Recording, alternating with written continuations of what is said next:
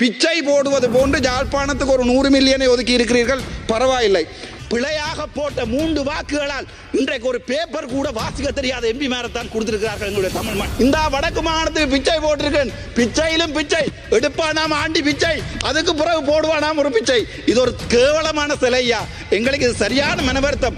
சகோதரர்கள் வெளிநாட்டில் இருக்கிறார்கள், முடிந்தால் பிரிவென்ஷன் ஆஃப் டெரரிசம் ஆக்ட் எனப்படுகின்ற அந்த சட்டத்தை எடுத்து விடுங்கள். நாங்கள் கொண்டு வருகிறோம் உங்களுக்கு பில்லியன் ட்ரில்லியன் கணக்கான பணம், நாங்கள் போடுகிறோம் பிச்சை. நாங்கள் இந்தியாவுடன் பிச்சை எடுப்போம், சைனாவுடன் பிச்சை எடுப்போம்.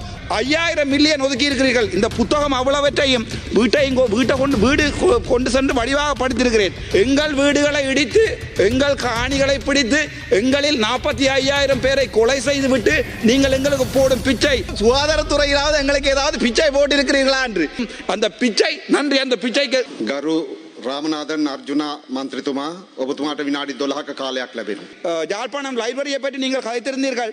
100 மில்லியன் ஒதுக்கி இருக்கிறதாக. அந்த 100 மில்லியன் என்பது மொத்த கேபிட்டல் டோட்டல் எக்ஸ்பெண்டிச்சரிலே அது மொத்தம் 1315 மில்லியன். அதிலே யாழ்ப்பாணம் லைப்ரரிக்கு ஒதுக்கப்பட்டது 0.0076%. பிச்சை போடுவது போன்று யாழ்ப்பாணத்துக்கு ஒரு 100 மில்லியனை ஒதுக்கி இருக்கிறீர்கள், பரவாயில்லை. அதுக்கு பிறகு பார்ப்போம்.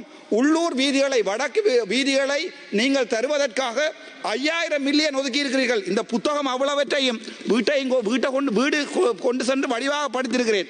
5000 மில்லியன் தருவதாக சொல்லியிருக்கிறீர்கள், நன்றி, நாங்கள் அதுக்கு சந்தோஷப்படுகிறோம். ஆனால் டோட்டல் கேபிட்டல் எக்ஸ்பெண்டிச்சரிலே அவை 0.38% வீதம்.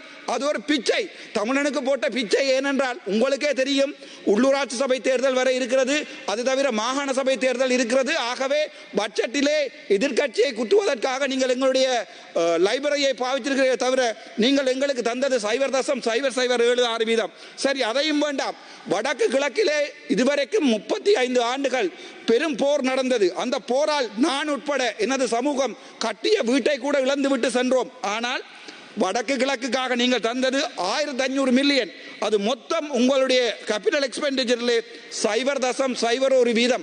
எங்கள் வீடுகளை இடித்து எங்கள் காணிகளை பிடித்து எங்களில் 45,000 பேரை கொலை செய்து விட்டு நீங்கள் எங்களுக்கு போடும் பிச்சை 0.1%. அதாவது 0.1% உங்களுடைய மொத்த எக்ஸ்பெண்டிச்சரிலே வடக்கு கொடுத்து விட்டு நாங்கள் சொல்லுகிறோம் வடக்கிற்கு கொடுத்து விட்டோம் என்று. என்ன ஒரு விடயத்தை சொல்லுகிறேன், வட்டுவாகல் பாலத்தை பற்றி கைத்திருக்கிறீர்கள், 1000 மில்லியன் தந்திருக்கிறீர்கள் என்று சொல்லுகிறார்கள். அது மொத்த எக்ஸ்பெண்டிச்சரிலே உங்களுடைய இந்த வருடத்தின் கேபிட்டலை மட்டும் கதைக்கிறேன். ரீகரண்ட் எக்ஸ்பெண்டிச்சரை பற்றி நான் கதைக்கவில்லை. கேபிட்டல் எக்ஸ்பெண்டிச்சரிலே 0.076%. 0.076%.